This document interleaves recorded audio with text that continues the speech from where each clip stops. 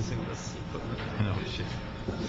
We'll start this meeting, Audit and Government Efficiency Committee, for Tuesday, November 22nd. Councilmember Zion Chair, my colleague Paul Corrett, and we're expecting Councilmember Mitch Englander to join us shortly. On the agenda, we have 5 items, and we'd like to consent on item number 3. Item number 3 with concurrence. So we will vote for consent on number 3. So if you're here on number 3, thank you for your attendance. Your testimony will not be required today.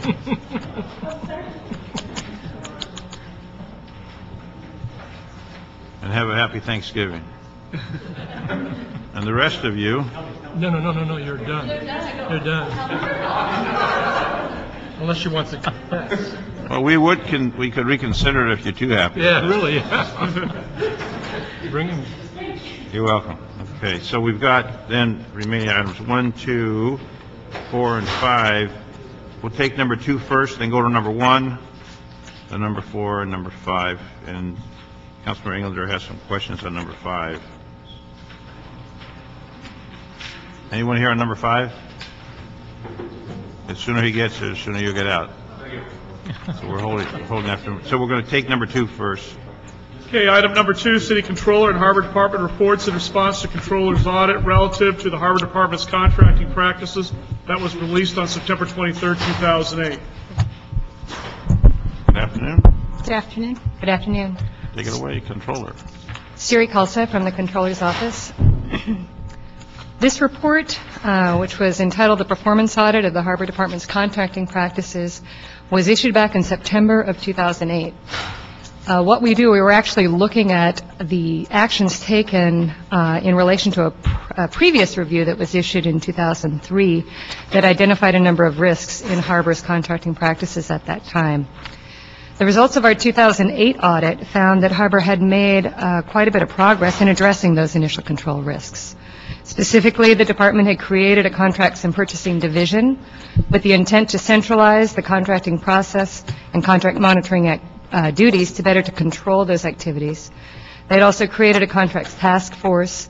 They had developed a contracts procedure manual. They had adopted a small business development program and implemented a web-based contractor registration database.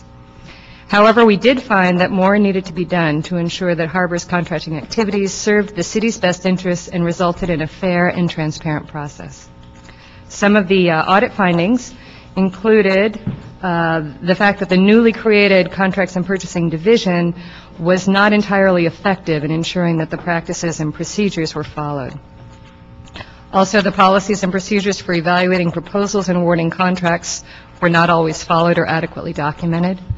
The individual projects, sometimes that were assigned to as-needed contractors, were done without ensuring fair and open competition.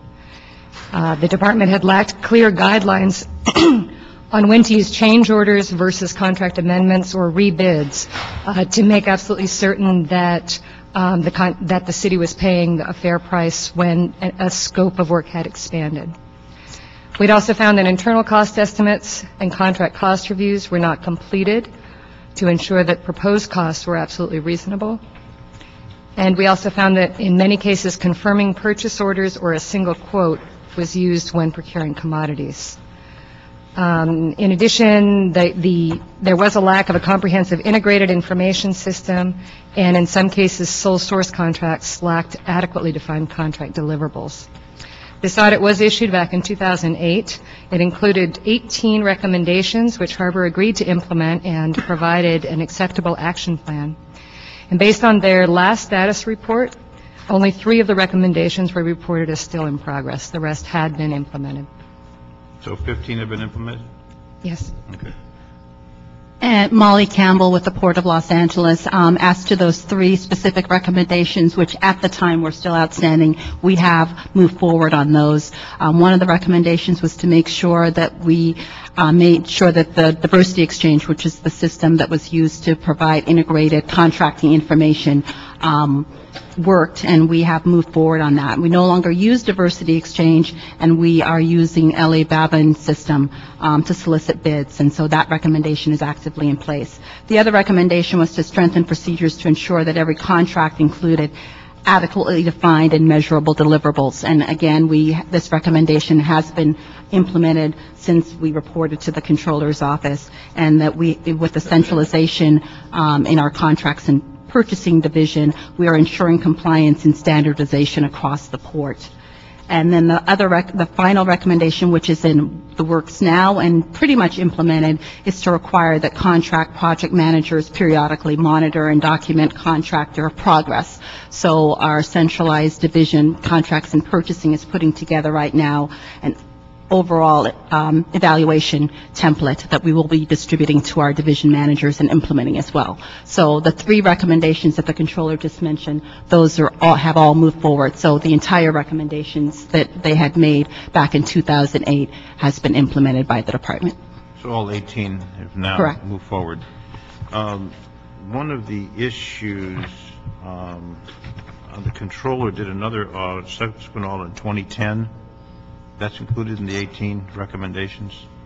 Those were the three that were outstanding. Okay, those are the three. Those were the three I just referred to. And that was as of the 2010? Correct. The Follow-up 2010 audit. evaluation, that's correct. Okay, all right. So there's obviously been great improvement, which is what we're looking for. So the status of the audit recommendation, so we can check that off. Professional services, past fiscal year, can you describe what type of services were contracted out? Because I show back in 07-08, 112.5 million professional service contracts. Where are we on personal service contracts, the expenditures for those? Our entire outside services budget, and it's more than just the professional services, is about $30 million that we do annually. They include everything from our engineering type support to our financial advisors that we use for our debt management program, to advisors that we also use, including in the city attorney's office. So it's all of those professional type services for outside legal advice as well. That's so not $30 million a year, though. $30 million a year is about what we spend department-wide. Okay. Correct. And then when you have the services of the city attorney or the fire department, there's a chargeback, so you're paying for those also? That is not in the $30 million in terms of staffing directly. I'm referring to, in the city attorney's situation, outside legal counsel that they may bring in to supplement their staff. But in addition to that, we have city services that would include the controller and the city attorney's staff that we pay directly to the city, and that on average is about $40 million total with the fire department, recreation, and parks. So what's the annual budget for the port? Our operating budget is about $230 million annually. We bring in revenues in excess of about $400 million, and we have a capital improvement program of about $240 million as well. And that's part of the dredging project? The dredging would be in our capital improvement program, correct? Okay. Are any of the funds used for the ports of call area? Are any of those funds for the tourist area where they have the restaurants and the other activities, or is it just for the commercial trade? It would be for everything that is under the port's umbrella, so to speak. So the area including ports of call, if that's what you're referring to, if we have to do maintenance and other things related to tenant improvement, that would be included in our budget as well. Okay. So everything down in the port is Correct. under that umbrella. The police comes out of that also, your port police? Our port police comes out of our operating revenues and our expenses. Okay. And then the expenditures are approved. Do they go to the board for final approval, or are they approved in-house? Where do they go? They go to the board. What we do is we go through an internal budget process. We take that to our entire board. They give us direction. They approve the budget in terms of the details that's in it. So it is approved by the Board of Harbor Commissioners, correct? Okay. And have you established a policy for contract amendments? How are initial cost estimates handled after this audit? Can you be assured that we are negotiating the most fair and reasonable cost with the activities at the port? Absolutely. I mean, one of the things that we do, and we've just recently put in place, and it was a result of the Controller's audit back in 2003, and that's an internal audit group that we have put in place. It's been there about the last 3-4 years. And so we do our own internal audit just to make sure that we are not only operating well, but we're spending the money as we should appropriately. Okay. And does the Harbor Department now comply with all applicable contract requirements such as insurance coverage and Charter Section 1022? We do, absolutely. So you definitely, with the doctor's guidance, made some changes. We have taken it seriously. We've made some very positive changes, and I think that, our Harbor Department operates extremely well, both on the operational side as well as the fiscal side. And then with the audit, what have you learned from the audit? Lesson learned from the audit? I think the biggest lesson learned is to make sure that as we put procedures in place, that we're following it, that we're honoring it, and we're making sure that we're doing what we need to do to spend money in a way that's positive for the department as well as for the city and the residents. And while we're And our customers as well. Yeah, because you have a dual purpose. You've got the travel, your cruise ships, and then you've got the commercial with the tankers. Then you've got the tourists. So you've got... We've multifaceted. We've got a lot of things that we are responsible for handling. So you're pleased with the audit and the results as they've come out and your compliance with that? Yes, I am, and it's been a good partnership with the Controller's Office in terms of making the improvements. And you have a controller's representative assigned to the port, or is that out of your... We have demand auditors that's assigned to the port. We've got about 3, and they are the ones that help to process and make sure that the expenditures are approved, as you know, that the payments are made downtown. Okay, in a timely manner to avoid penalties. Yes, we continue to work on that. Okay. Mr. Corrett, on number 2. Yeah, just one question. Could you talk a little bit more about how you address the problem of as-needed contractors not Sure. allowing for fair and open competition? Sure. A couple of things. We've got various pools that we have in place, everything from our audit and engineering. So what we do is once a project comes up, and we know specifically what the project scope is, we go back and solicit to the contractors that are part of the pool terms, their ability to do, and so there we institute a separate competitive process in addition to the first process we went through in just establishing the list. So you're able to make clearer what you're asking, because I know Correct. part of the problem was it was too vague before. Well, when we put the as-needed pool in place, it's very broad because we don't know what's coming at us. So as we have more definition in terms of specifically what we're going to be needing the work to be done, then we go back with that specific scope and get the pricing as well as the ability to deliver. And so we've tightened that up from... Absolutely. Okay, thank you. You're welcome. And any other recommendations you would have, since No. you're there on the scene, as they say? I think we're doing it, I want to applaud my centralized contracts and purchasing staff. They do an outstanding job in making sure that people are aware of the rules and that they support the various divisions in making it happen. And the board has been very good at making sure that we have the guidance that we need. So, no other comments. And Controller, on item number 2, anything else? No, we'll just need to get a formal response for those last 3, and then we can evaluate them and close it out. Will So do. you're pleased with that part? Hmm? See, you're Yes. smiling, that's good. Any comments from you, ma'am? None. You with the Controller? Yes. Okay, you're just backing her up. She was the staff on this audit. I knew. All right. So she did all the work. Yeah. So you're happy with it, too? Yes. Okay. See, we like to hear that we've made the positive recommendations and changes. So, well, number 2, then, we will move that forward to the note and file. We'll take that forward to the council for the note and file. Thank Great, you. thank you. Don't go too far away, Okay. because we have number 1 coming up next. Thank you, sir. Thank you. Number 1. Item number 1, motion Zion Koretz relative to conducting a public hearing to, 1, review the Harbor Department's 2011 travel expenditures, to include requesting the Harbor Department to explain how these types of cost allocations are approved as procurement policy, and 2, request Los Angeles World Airports and Los Angeles Department of Water and Power to also report on their policies in regard to expenditures for non-operational costs and related matters. Thank you. Good afternoon, ladies. Good afternoon. Doctor, Commissioner. Oh, you're no longer Commissioner. You moved up. Cynthia Ruiz, Deputy Executive Director of Port of Los Angeles, along with Geraldine Nats, Executive Director. I'm so used to calling you Commissioner from your previous ventures. You can call me Cynthia, thank I'll you. call you. Thank you, thank you.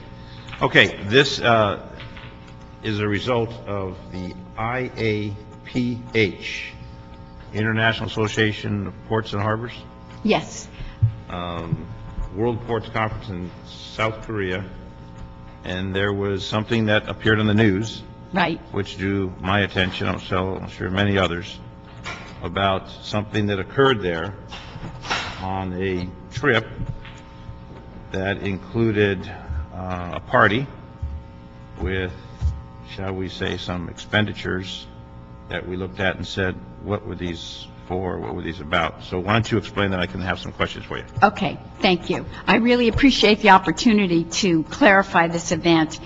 The Los Angeles is the site that has been selected for the 2013 conference of the International Association of Ports and Harbors. It's a huge conference. It draws hundreds of people. I am the current president of the International Association of Ports and Harbors, and I was able to use my leadership position to convince the organization to bring the conference to L.A. It has not been in L.A. for over 50 years. The conference is held every 2 years, and one of the obligations of solidifying your sort of conference bid is 2 years prior at the preceding conference, you have to host a dinner with entertainment at the preceding conference. In our case, the preceding conference was in Busan. So the dinner involved opening remarks by myself and also by a commissioner, a promotional video about LA Live, which has been the selected conference venue, and also possibilities for sightseeing by the delegates' family members while the delegates are in meetings. And then that was followed by the entertainment. All of the expenses associated with this event were approved by our Board of Harbor Commissioners, but more importantly, all the costs associated with the event are recoverable through the $2,500 registration fee that's going to be paid by the conference attendees. So, in effect, it's not going to wind up costing the port or city anything. We also anticipate, our economist has estimated that there's about a $4 million return in economic value for the city. So we consider hosting this conference a major coup for the city, and we hope that when it happens in 2013, you'll be part of the event. Well, I've been to many events as a council member, and National League of Cities, California League of Cities, Independent Cities, Contract Cities, all the different aspects of that. What location is going to be selected for this venue? Well, we're at LA Live, so we're using the Marriott Hotel. A number of, for example, there's going to be 2 years in the future, the next conference is in Hamburg. So the Port of Hamburg is obligated to hold a Hamburg night in Los Angeles. So the Port Executive Director was here several months ago checking out the venues and trying to decide what they're going to actually do. We're going to have the opening night event in the Grammy Museum. The beauty of that location is a lot of places people can go where they just can walk to them. And with this, what it showed was there were dancers that were paid for from Los Angeles over to Korea. Right. Was there ever any consideration of getting someone local for some of the activities that took place? Yeah, you're really supposed to present the flavor of the country where the next conference is supposed to be. So we wanted to, the entertainment, we wanted to bring, a group from LA, which is what we did. When Busan had to hold Busan Night in Italy, which was 2 years prior, they had to they brought a Korean opera company over to Italy for their particular event. So we did select this. We were actually rather proud of the fact that we were able to showcase this LA dance troupe. We kept the costs, I think, fairly low for that, considering the fact that our own staff put together all the promotional videos. So the dancers danced in front of movie clips, say, from various Hollywood movies. And all those videos, the movie clips, all the songs were selected by my own in-house staff. But when you're looking at the 200,000, 22,500 for the 6 dancers and assistants, 12,000 for 192 bottles of wine, 4,000 for party favors. What I'm looking at is the reality of the economy, and as you came into City Hall today, Right, you saw what was surrounding City Hall, right. this whole issue of unemployment, people who are struggling, occupation in LA versus occupation all over the United States. And when you look at that type of expenditure in this economic situation, people ask the question, why would we spend so much on a party since we're going to host it here in Los Angeles? It's already been approved 50 years after we, I guess, got involved in that organization. So I can understand giving them a party, but I think the concern is the extravagance of the party, the cost of the party. The fact is, it's an expensive party. And then the folks that had to travel over there to stay, and the party was just, I understand, a few hours. Yeah, and I have to be clear about the fact that when you host something in another country, which is an obligation to have the next conference, it is more expensive because you have to ship things over. Unfortunately, the free trade agreement with Korea was not in place. There were high tariffs on all the foodstuffs that came into Korea. But again, we were to promote things that represent California and Los Angeles. And in our view, it's a big economic generator, development opportunity for the city of LA, because our goal was not just to capture the delegates that normally come. Our goal was to get the delegates to bring their families, to bring their children. That's why we really emphasized the opportunities of things they could do in LA, spend their money here. That's what our ultimate goal is. And when you look at the bidding process, for example, the party favors, the wine, et cetera, was there any competitive bid on that, or is it just we want this, that, and the other, and went out and purchased it? Well, After purchase, then you had to ship it over. Yeah, right. So every item that went over from the port had to be shipped from here. Right. Did we ship by either air or boat? I guess air. Yeah, we shipped by air, so I will grant that is expensive to ship by air. We did send, we had, the candies, the M&Ms that, were sort of... Plain or peanut? Pardon me? There were those little bags of the plain. But, so in some areas, we didn't have the opportunity to check prices. For example, we were told, this is your conference planner, this is the venue, this is, with the conference planner came the transportation services and all of those things that we were obligated to use. So we didn't have an opportunity in Korea to really do price shopping on various things like transportation and things like that. The event was so oversubscribed that we had to move the venue. It wasn't in the main hotel, so we had to bus people to it because we were, hoping we get 450 people there. We had over 600 people there. So to me, that was a good thing because that means the opportunity to get more people to LA, we could have limited the number of people going to the event, but that would have defeated How many the purpose. attended the conference in Korea? How many attended the... Well, we had 600 delegates come to the LA night. So I don't know the actual conference attendees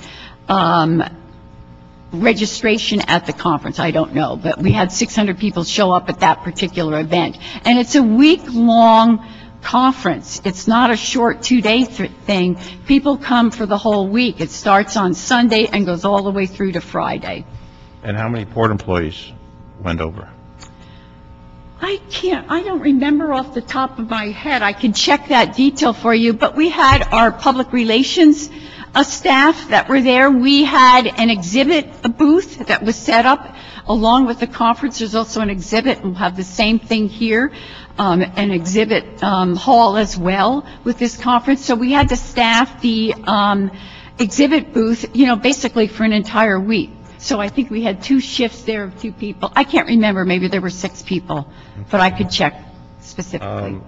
So when it comes to the lowest prices, did we shop for lowest prices on airfare, on hotels, or was it just booked and away we go. Yeah, well, the conference hotel had a conference rate, so that generally is the lowest rate at that hotel. When you book that many people in a conference, you negotiate that lower rate.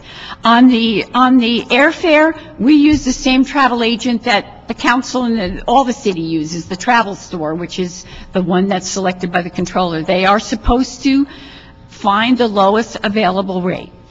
Yeah, I have found in my personal searches in the past that they haven't always been the lowest rate, Yeah. which is something that we and council need to address. Okay. It's All right. oftentimes we have a contract with someone, but when we shop online, and obviously we can get airline tickets and hotel reservations online, oftentimes it's cheaper than what the travel store charges. All right. And there's a day-to-day variability, and Right. you pay a travel agent fee, and you sometimes you can book them online without that travel agent fee. Right.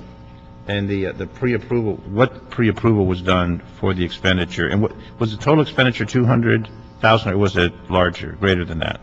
The total No, I think expenditure? it was approximately for everything. That included a lot of the activities that went on here. For example, you know, the dancers, they had the choreography, the practicing, whatever, as well as the exhibit hall, shipping all the exhibit materials. All of that is bundled into that overall cost. The event planner there. The event planner, the transportation, that's generally the all-in cost. I think it was 190.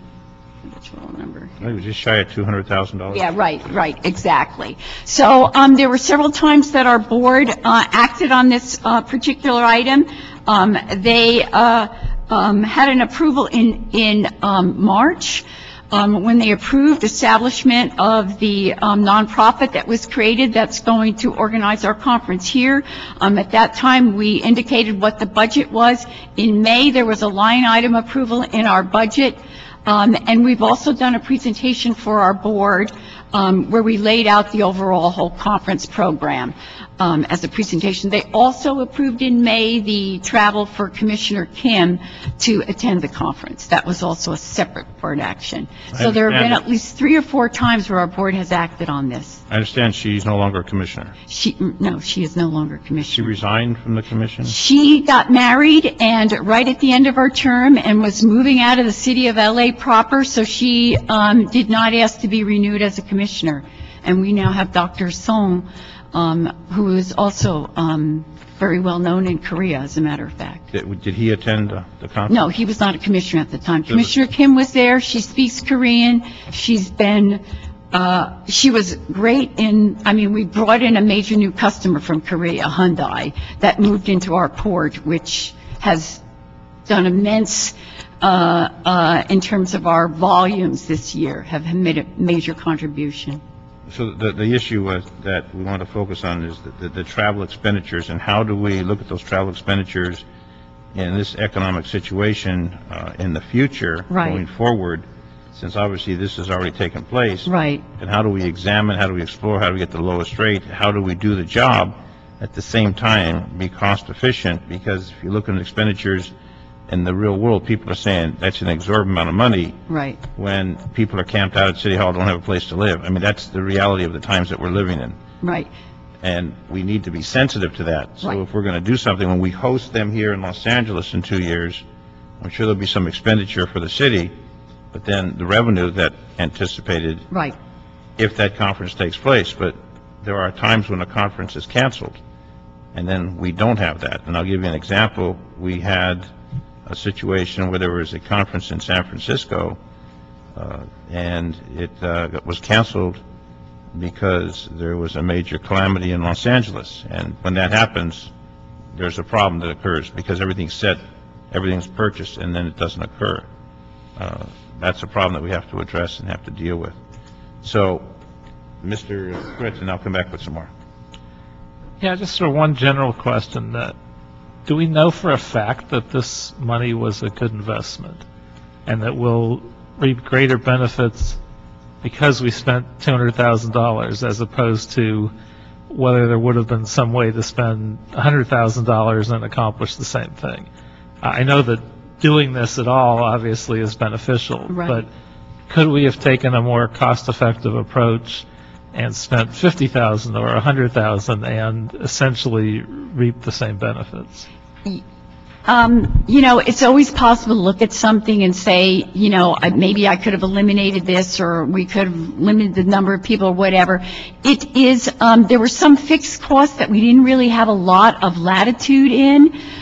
We had been hoping, had the Korean Free Trade Agreement got in earlier, we could have saved 30 to 40% on all of the food items and things that were brought over, but that didn't happen as we planned. But again, we felt comfortable. It was in a reasonable amount for the type of event and for the magnitude of people, the number of people that attended. It wasn't excessive. We served people apple cider and, juice and, it was a $10 bottle of wine, but there were additional shipping costs. So it's always, you can always go back and look at something and say, I could have done this differently, I could have done that differently. But we feel very comfortable that all the costs will be recouped. We also believe that the event will bring more visitors than we normally would have had. There's fixed costs with putting on a conference, whether you have 500 people attend or 800 people attend, and so the extra people are sort of excess revenue. The other thing that's happened is we have had, first of all, the opportunity of having all the port directors from around the world in Los Angeles is huge. We have had companies come forward to us unsolicited and said, we want to sponsor that conference. So, and we haven't even started looking at those things yet. So I feel very comfortable. There's always, as Councilman Zine said, the conference after 9/11, there was a port conference in the U.S. right after 9/11. That one had a problem because there was this big major event. We are planning that, we're going to plan and assume that the conference goes off. It has always gone off. And I think we'll see that it will be a success. But we would like the opportunity. The problem is, though, it seems modest to you, considering what you're taking on, and you're looking at it item by item, and it adds up to $200,000. Right. To the general public, when we're millions of dollars short each year in our budget, and we're laying people off and cutting services, $200,000 for a party that isn't the conference is just a pretty party. It doesn't look good to the public. And so viewing it in that way, I would have hoped that we could have spent less. It seems like, in this context, a rather high number. Yeah. And I think if you look at our travel budget in 2007 and compare it with our travel budget today, it's 52% lower. Our spending actually has been 36% lower. We've actually, over the past several years, have really cut our operating budget because we wanted to do more capital projects and create more jobs. So that's kind of a mantra that covers everything that we do. But again, there were some things in this particular conference that we were obligated to do that we didn't have a whole lot of choice in. And we would like the opportunity to report back after the conference and report back the amount of money that we were able to generate, because we feel pretty confident that it's going to be a good amount. You could have written the motion myself, which I was going to get into. Anything else? No. Okay, so the city, we know that the Panama Canal is going to be a very competitive arena for ships. Some of the ships that are now coming to Los Angeles, Long Beach, may be diverted to other ports. Right. Which would then take away from the revenues that Right. we're looking at for the city of Los Angeles, city of Long Beach, since we share that ocean water. And one of the issues we're concerned with is we're going to host, and we like to host. We hosted the National League of Cities a few years ago, and it was a wonderful event. People like to come here, and they go to the different venues around Los Angeles, and they spend money, which is great. It's a boost to the economy. But the cost to put it on, we're looking at, in 2 years from now, Los Angeles hosting, are there any city expenditures in line for that? General city expenditures, or is it all going to be at the expense of the port and the $2,500? You say it's a $2,500 registration fee? Yes, yes. And that was approved in Busan. So we anticipate that if it's a, sort of a typical conference, we would generate $900,000 from registration fees alone. If the conference is very successful, as we hope, we would generate $1.3 million in registration fees. There's also be exhibitor fees. We'll have sponsorships. That's why we've created a nonprofit. And so we feel very, our goal was to break even, no port expenditures, and there's definitely no city expenditures at all. So the law enforcement that will have to be deployed for the venue downtown, there'll be expense for that. General services, any kind of other expenses will be charged off to the conference. If there are any, and I don't anticipate any additional police or anything like that, that's charged back to us in our city services bill. And so we provide that funds back to the city. So with the conference that you're working on, are there any conferences between now and then that we can anticipate that the port's going to be involved in? Any large expenditures? We're not hosting any conferences between now and then. No, this is like we probably only do these once every 50 years, so. Well, we could do them more often, Yeah, right. which is good. I mean, Yeah, the more right. often we can get conferences here, Right. helps the hotels, helps the restaurants, it helps the economy, because sales tax, hotel bed tax, obviously helps our economy. So we welcome conferences to Right, come here. right. It's not, we're not against conferences, we Yeah. welcome them, but when we're expending to go someplace else, and Mr.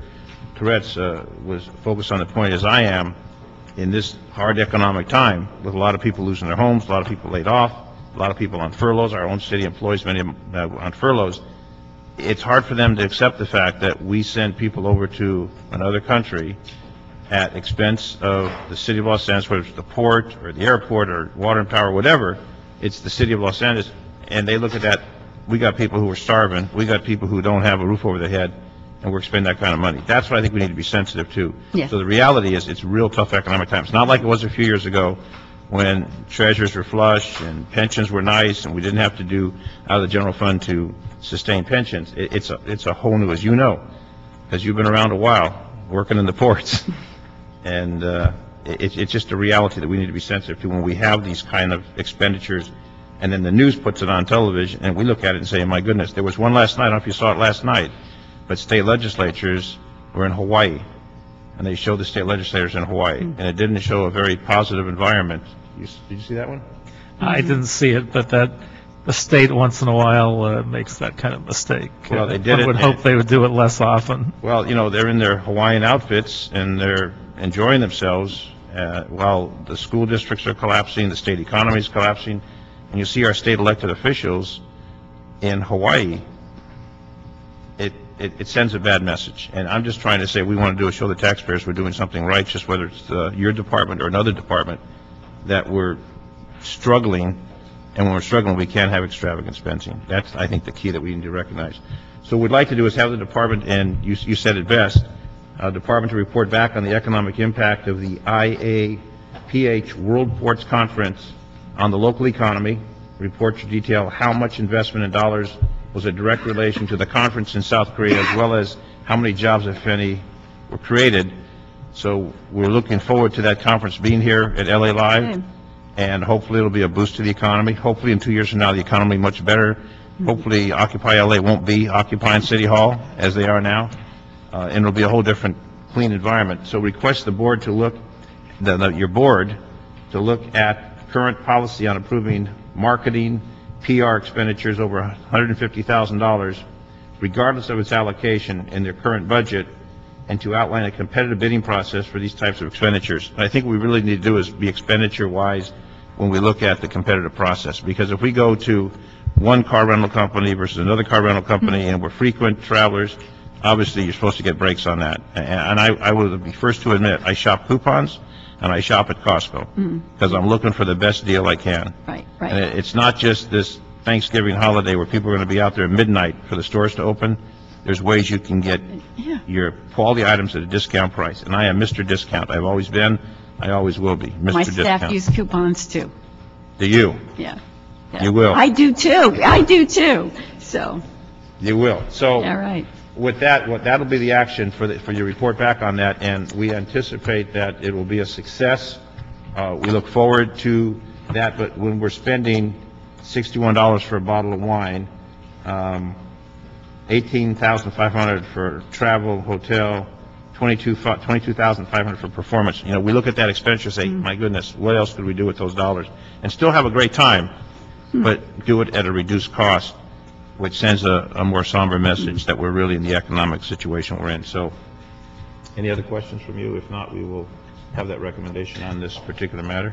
No, Fritz? personally always try to take this approach to travel and expenditures. I think my personal travel expenses in 20 years in elective office have been about $1,000. So I try to set that example. I think government should be as careful as it can and as limited as it can. And even though it doesn't sound like you did a bad job on this, I suspect we could have cut those expenses back, and let's keep an eye towards doing that in the future.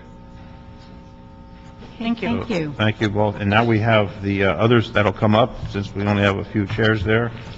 Let's bring the airport and water and power forward. Since they've heard the comments and testimony, we'll talk to you folks about similar situations with the airport and the Department of Water and Power. And ladies first. Ann Santilli, Water and Power.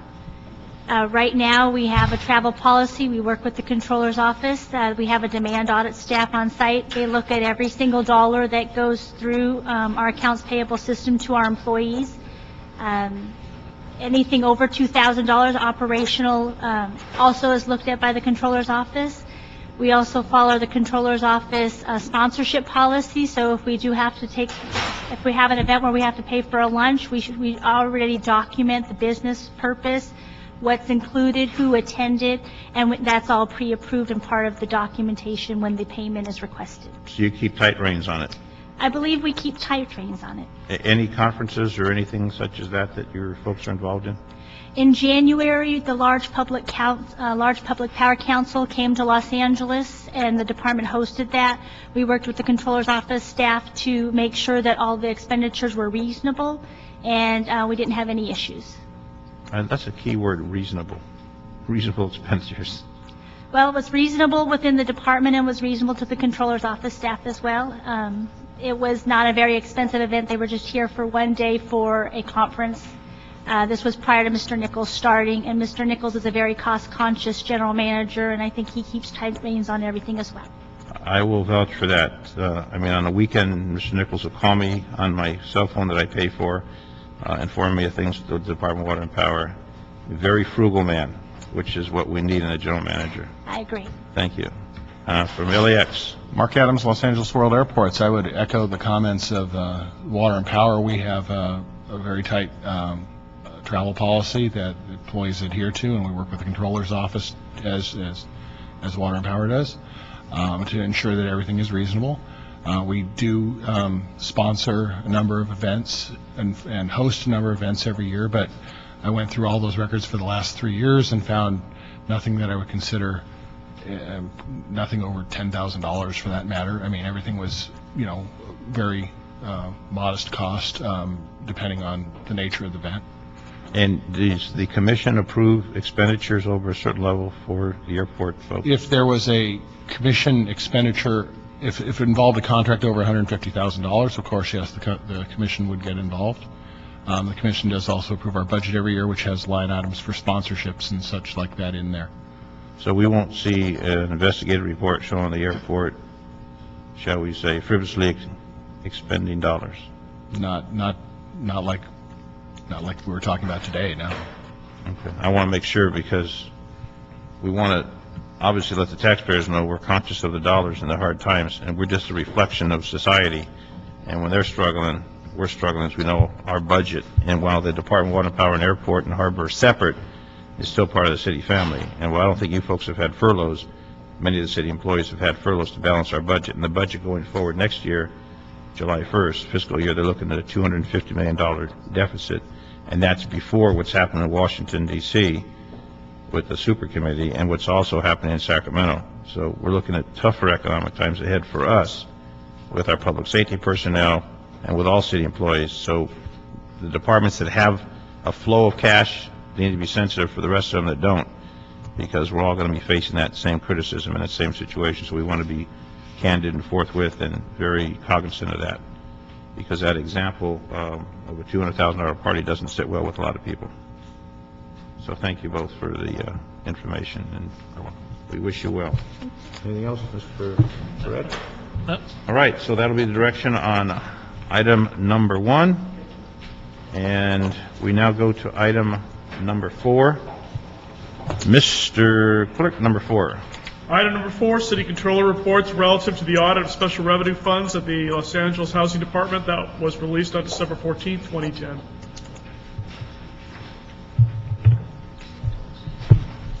Good afternoon, gentlemen.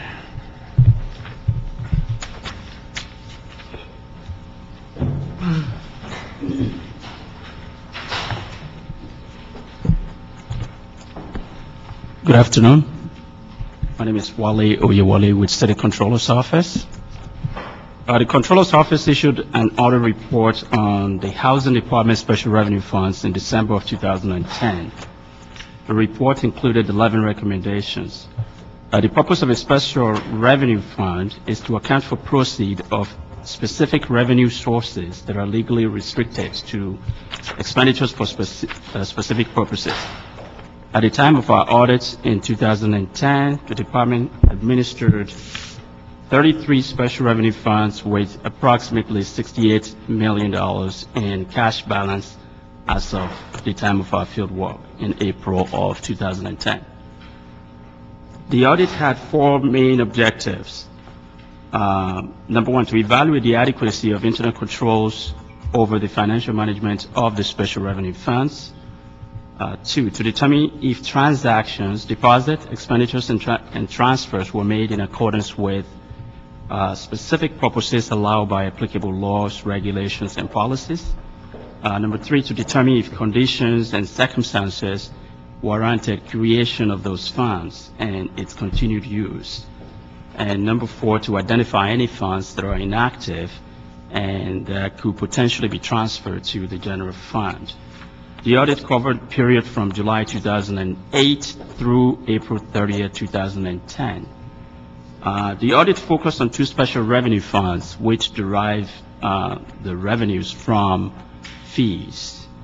The department collects annual fees from property owners to perform rent and code enforcement activities. Fees collected for rent programs are deposited into the Rent Stabilization Trust Fund, while the code enforcement fees are deposited into the Code Enforcement Trust Fund. Of the department's fiscal year 09-10 $51 million budget, the 2 funds that we looked at contributed approximately $34.2 million, or 67% of the budget. In general, we noted that the department has adequate internal controls over the financial management of the active funds that they have. And specifically for the 2 funds that we looked at in details, payments that we tested were properly processed, and the property database that were used to bill property owners appears to be reasonably complete. And also with respect to services provided by the department to landlords and tenants, our independent confirmation did not disclose any major unsatisfactory or unresolved problems. However, we identified some areas that the department could improve, and I've just run through a couple of those, 4 of those areas.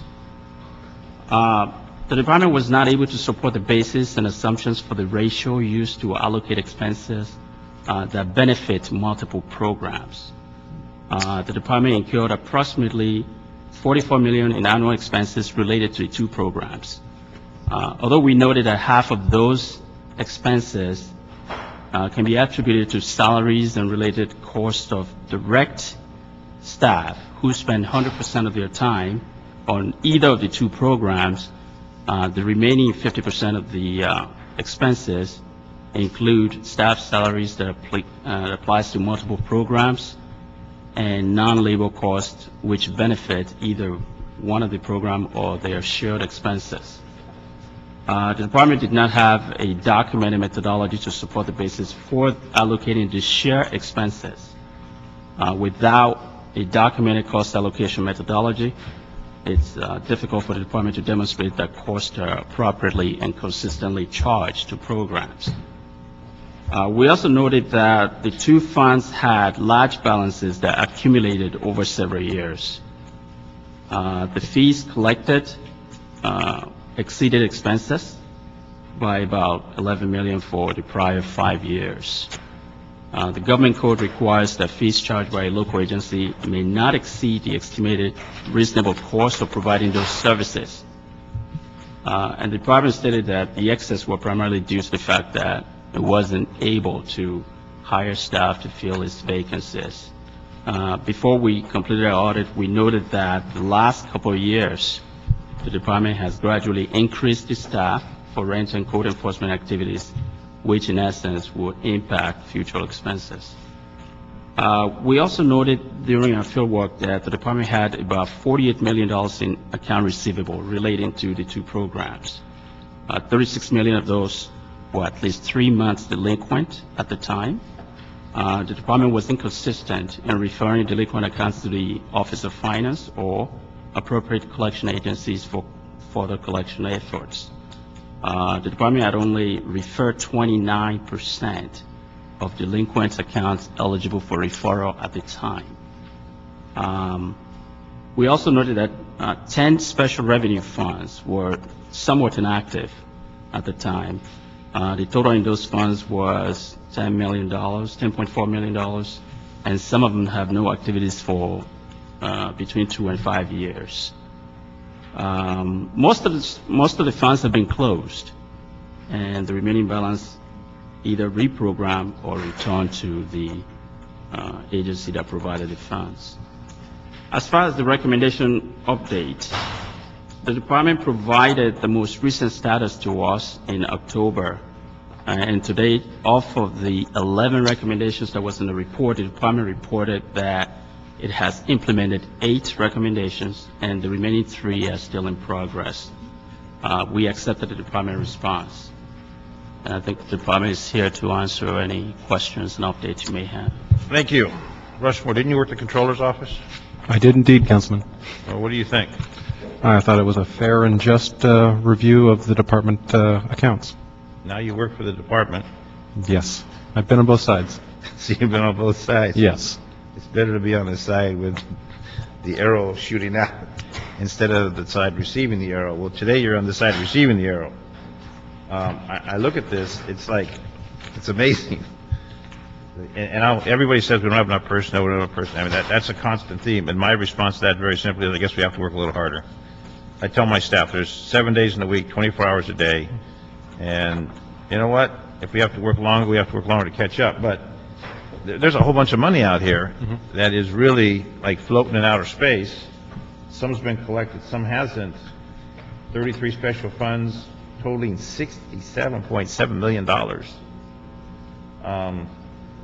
Anyway, I find this continuing saga that people owe us money, we don't collect.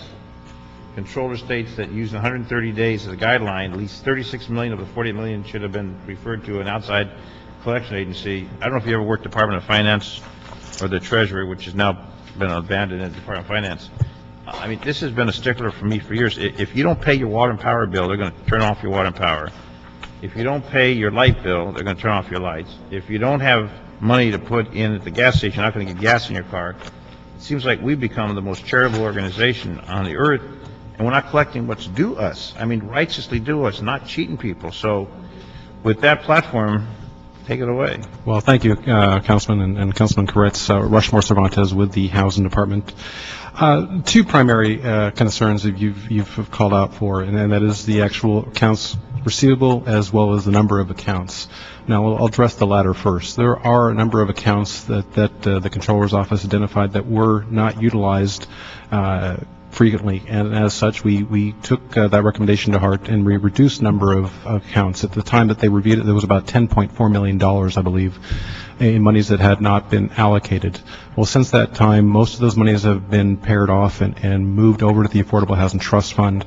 Of those 10, we're down to 4 have already been eliminated, 4 are in the process of being eliminated, leaving 2 accounts that still, 3 are in the process of being closed out, and leaving 2 that still need to be, 3 need to be, remain open. So that's about less than $100 million, there's about $1 million left in those 3, and those are going to be transferred to the Affordable Housing Trust Fund as well. Those are various proceeds that come from various actions to the House Department through bond allocation proceeds as well as rental conversions. So those are monies that are received on a regular basis, so we need to keep those accounts open. And it's a matter of having a systematic process to review those accounts and sweep them and move them over to the Affordable Housing Trust Fund so that we can create more multifamily housing projects. So that part's addressed. Now, it seems on the other part, the accounts receivable, that's a huge sum of money. And it looks like it is. And let me just explain, first of all, the source of those monies. Now, Wally indicated the two primary fees between rent and code.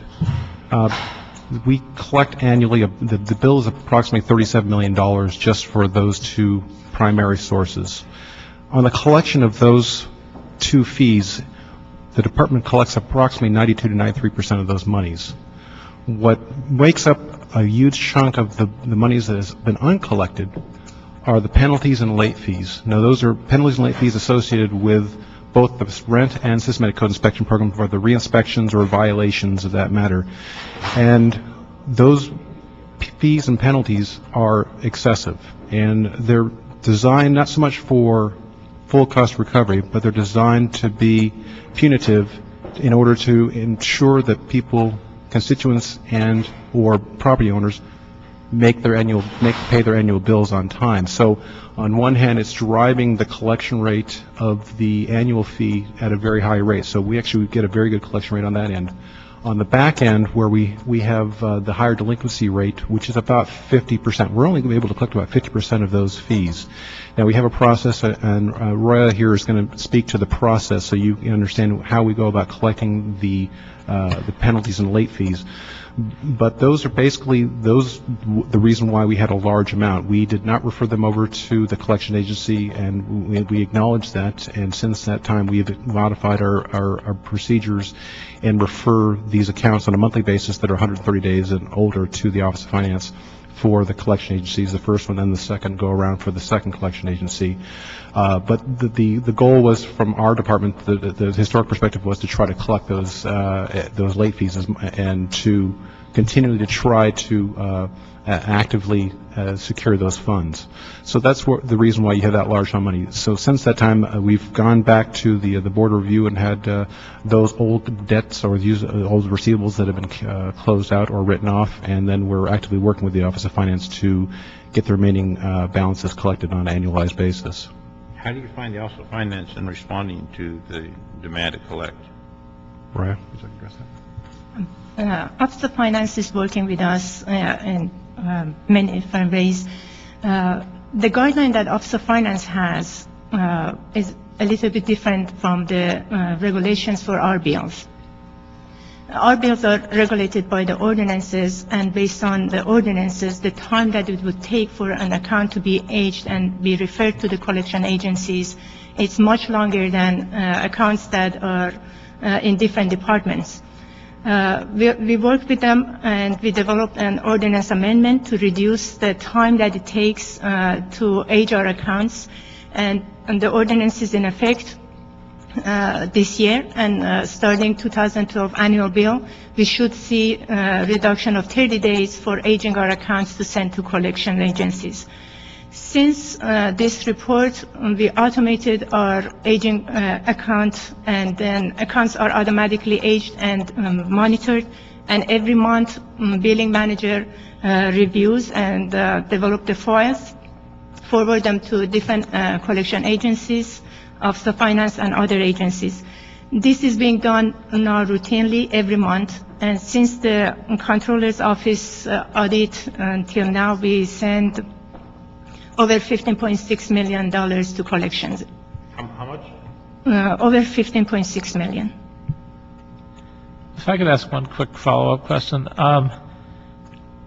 Although 92% is a pretty good collection rate in general, because this is housing, I assume there's a property associated with all these. So what I don't understand is where we can't collect them, why wouldn't we put a lien against whatever the property is rather than write them off? Councilman, most of the fees and penalties are so small that it doesn't merit securing a lien against the property. Usually $400, $500, $600 in many cases. The actual cost to secure the lien, and then we've got to remember these are multifamily properties. The likelihood of getting the return on those liens when we could be second, third, or fourth position, it's not the return isn't that great. So therefore, it's typically not secured. So, is there a process whereby we could go after our costs of securing the lien along with the $600 or whatever it is, so that we actually wouldn't lose that money? We analyzed the possibility of applying liens to delinquent accounts, and average bill amount for our properties are $200. We bill more than 120,000 properties. To be cost effective, we can apply lien to bills that are over $1,000. By that way, our assessment shows that we can generate a little over $4 million with a cost of $500,000 to the department. However, one issue that we are analyzing at this time, not pursuing it, we are assessing is very high level of the number of bills. One of the requirements of the lien is to have a public hearing. And for public hearing, city attorney recommended to introduce it to the council.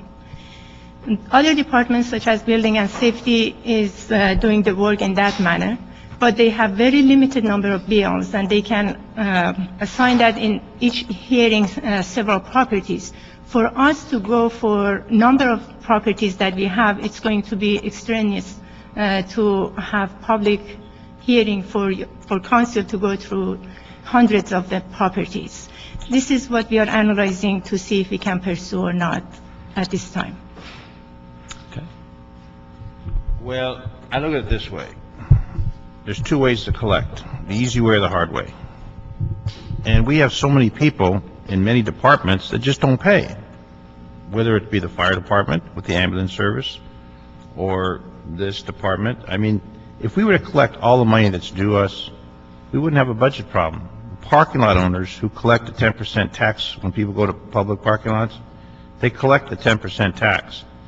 They owe us $23 million they haven't paid.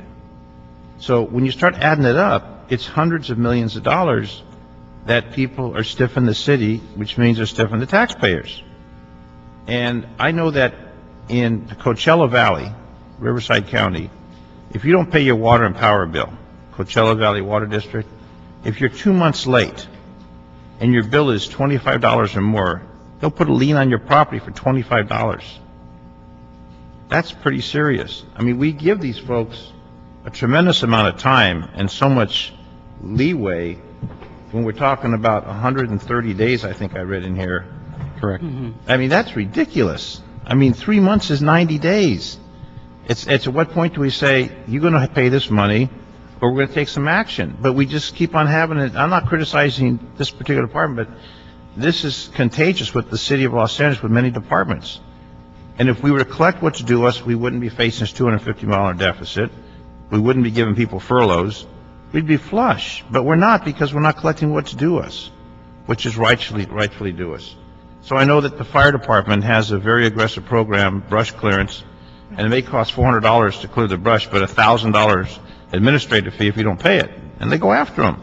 So I think and filing a lien is not that difficult. We need to be more aggressive. And I'm sure if you look at some of these properties, it's the same ownership of multiple properties. And they know if they're going to beat you on the first one, they'll beat you on the 10th one, the 20th one. So it just frustrates me to no end where I see departments getting criticized, but the policies that have been put in place, there's too much leniency, there's too much leeway, and there's too much opportunity not to pay with no consequences. Then we write off $10 million or $15 million. And the controller does these great audits that shows, hey, we got a problem, folks. And then we really don't change much. So if you're looking at $51 million, $34.2 million, 67% is a trust fund, $8.9 million revenue was used for other purposes, and then we look at how much is transferred into the general fund. We just need to collect what's due us, and if we did that, we would really not have a financial difficulty problem with every single department. And Rushmore, you know that from your time in the controller's office. Certainly do. I think we just need to be more serious about the fees, the penalties, the consequences. And coming from law enforcement, it's real simple. You're going to go to jail comfortably, or you're going to go to jail with a fight. And then if you go to jail comfortably, maybe you get an OR release. If you go with a fight, you're going to have to put up bail. So, I mean, there's easy ways and hard ways to handle it. We've just been too easy for too long. It's become just a commonplace situation where there's millions upon millions upon millions of dollars that aren't being collected. So this 130-day, we need to change that. I don't know if we need an ordinance change or what to get more aggressive. And then 251,000 had no restrictions, and I don't know if that was transferred to the general fund, but it probably should be transferred to the general fund. And just, are you the general manager of the department now? No, I'm the executive officer, second in command. So you're second in command? So with your experience, and you've been around a long time, from El Pueblo, which I think first time I met you. Right. And then, I mean, you've got that experience. You're general manager, and you've done well in those positions, but you're inheriting policies that really aren't working. They're not working for the collection. They're not working for the management. And we in council have a responsibility to give the policies and then support it to make sure it's done properly. If I may, Councilman, Sure. if I may recommend that the item go forward as is and the department report back, say, 30 days, with some analysis relative to the issue on liens and work with the city attorney's office to come back with a report so that we can actually have full discussion around that. What are the hindrances? What's the take, from a staffing standpoint, cost standpoint, and where's that break-even point? So we can have an open discussion about what makes sense and come back with some reasonable recommendations. How's that? Great idea, because the city attorney's office has a lot of volunteers. Has a lot of folks that are volunteering time. And if they were to get that information, then those volunteers file the liens in the court, at least we're doing something aggressive. And if people are going to lose their property, because once that notice comes up, I'm going to lose my property, well, I'll pay the bill. It continues over and over and over. And that's why we're in this financial disaster, at least for the city of Los Angeles. Right. Because I see department after department to department, when we're talking about writing off $10 million, writing off $15 million, it's just, if someone owes me money, I'm going to collect the money, one way or the other. Hopefully the legal, ethical, moral way, without taking it to court, which is an evil, the legal, ethical, moral way. What about the $250,000 with no restrictions? Has that been transferred to the general fund? That was been earmarked, Councilman, for the Affordable Housing Trust Fund. For the trust fund? Correct. And the trust fund has a lot of money in it. Well, actually, not as much as we would like, and based on the budget that's coming forward from the federal government next year, it's going to be reduced by 38%. It will be. Yes. And you mentioned the penalties. What are the penalties? The variety of penalties we provided, I believe, your staff with a list, and we can provide that for the committee members. Just a list of various penalties. It depends on the incident and the reason why they're assessed a penalty or late fee. Well, so there's a whole schedule of different penalties and fines. All right, I see them in here.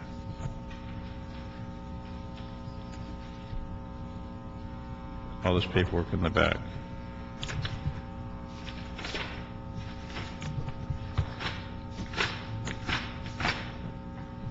Wow.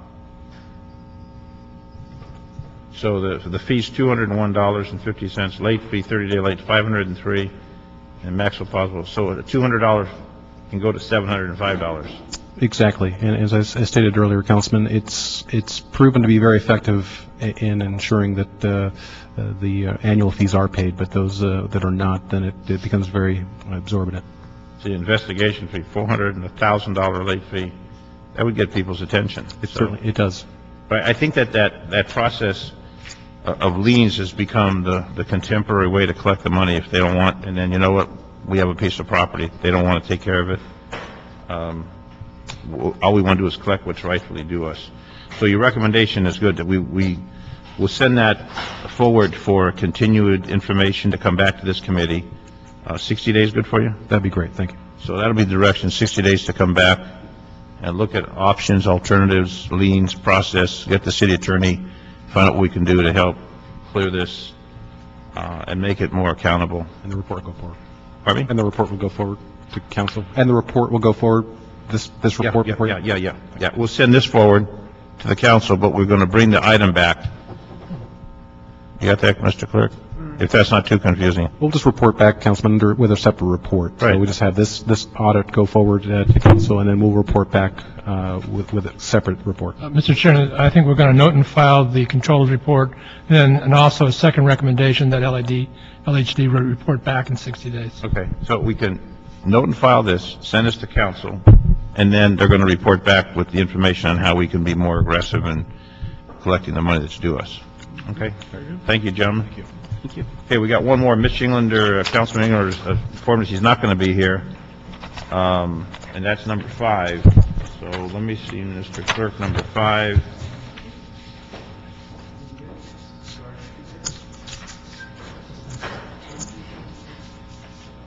Where'd Maggie go? Do we want to just send this? Okay, so we're not going to hear it. All right. You have any questions on it? A couple minor questions, but are we going to? We're going to send it to Towards council first. So you want to have, you can have it here? Go ahead, we'll have it heard. Mr. Kretz has some questions on it. Okay. Staff's This on? item's been continued. Hold on. Staff's on. It's not that major, it's fine. All right, he'll hold those for, we'll continue to send it to, well, not continue, we'll send it to council. We'll ask the questions in council. Questions in council. Well, we'll have, Well, that well, would since the be staff's a- not here, I'm sorry? the staff's not here from the PD, so what we'll do is we'll send it forward to council. Thank you, Motorola, for being here, and what we'll do is then hear it in council. Mr. Englander has some questions, Mr. Kretz, and we'll just hold those All right. for the council Send meeting. it forward as a note and file, sir. Trades to note. Well, we want to note and file this one, or do we want to have another action on it?